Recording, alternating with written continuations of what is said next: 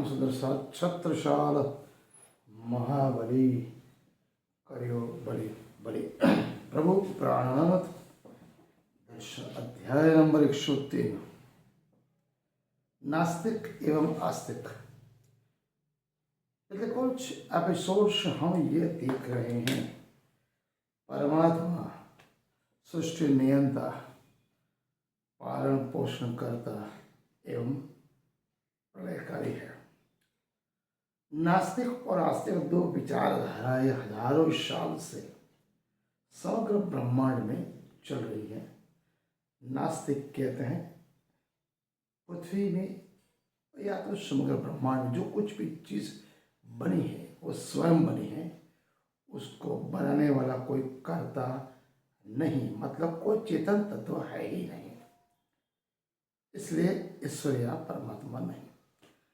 जब आस्तिक ईश्वर परमात्मा पे दृढ़ विश्वास कहता है और सचोट एग्जाम्पल के साथ बोलता है, आज के जमाने के हिसाब से एवं प्राचीन काल के हिसाब से एक धर्मिष्ठ भक्त और ज्ञानी जन तार्किक तौर पे भी सोचता है, ऐसा नहीं कि अंधविश्वास। सच्चा आस्तिक, सच्चा धर्मी, सच्चा भक्त, सच्चा साधु, सच्चा सुंदर साथ एक ही चीज कहता है, परमात्मा किसी भी चीज को अगर बनाना है स्वयं अपने आप नहीं बनेगी, उसको बनाने वाला कोई न कोई कर्ता होगा। उसी चेतन तत्व को आस्तिक की परिभाषा में परमात्मा कहते हैं। अनेक रूप मानव ने बनाए, धर्म पंथ संप्रदाय ना जात बनाए, देश बनाए, सीमाएं बनाए, लेकिन परमात्मा ने जो हवा पानी और खुराक, रहने के लिए धरती, छत पे आसमान, हवा, ये तीनों चीज, चौथा पानी, इस सभी चीजें जो मानव शरीर में पंच भौतिक तन के लिए जरूरी है, वो सभी चीजें मुफ्त में दी।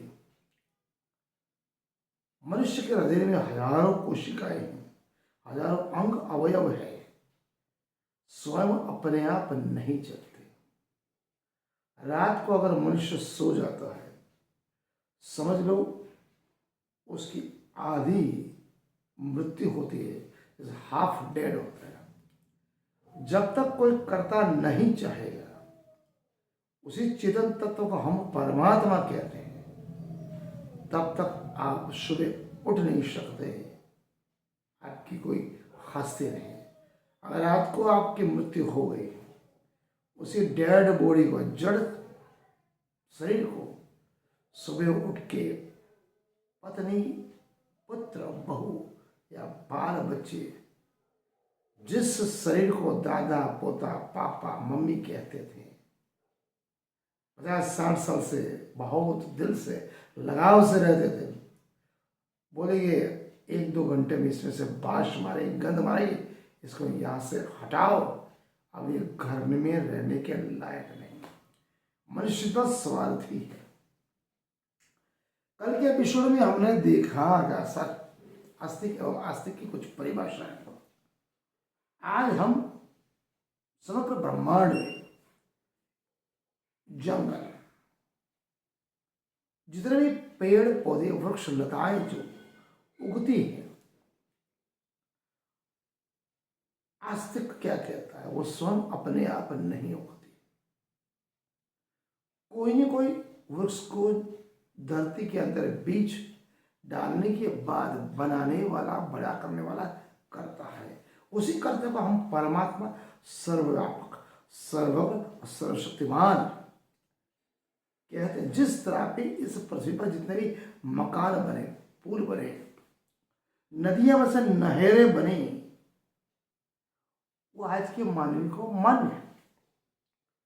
उसी तरह आप लोगों जो नास्तिक अपने आप को कहते हैं, अगर आप ये कहते हो कोई भी चीज अपने आप बन गई, अपने आप बन गई, उसका कोई कर्ता नहीं, कोई चेतन तत्व नहीं।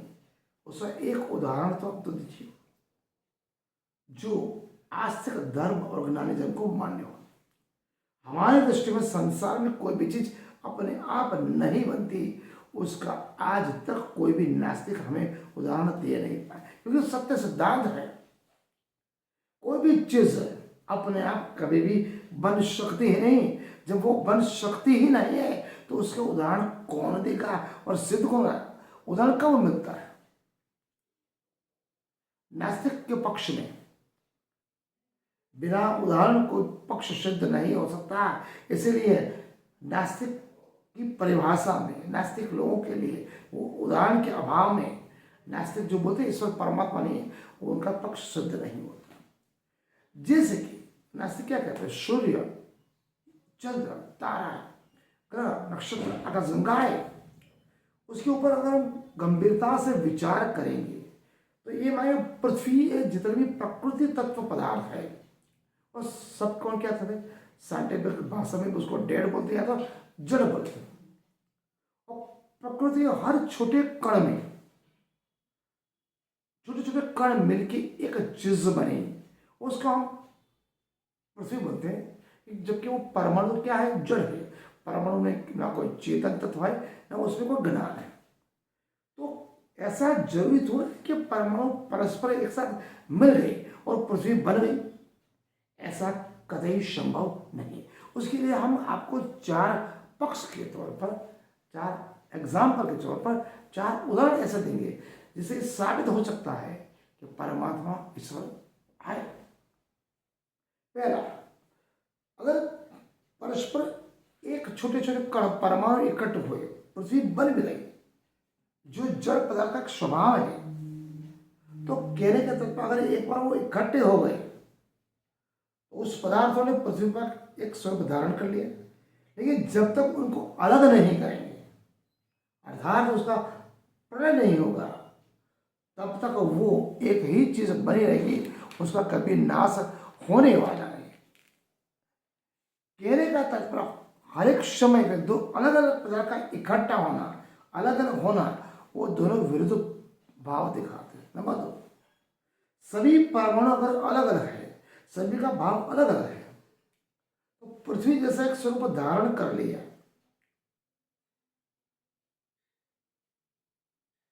लेकिन कोई भी वस्तु अपने स्वभाव के विरुद्ध कभी कार्य करती नहीं, इस स्थिति में संसार कैसे बनेगा? नंबर 3, नास्तिक क्या कहते हैं? परमाणु का कुछ स्वभाव है, इकट्ठे होना, कुछ बोलते अलग होना।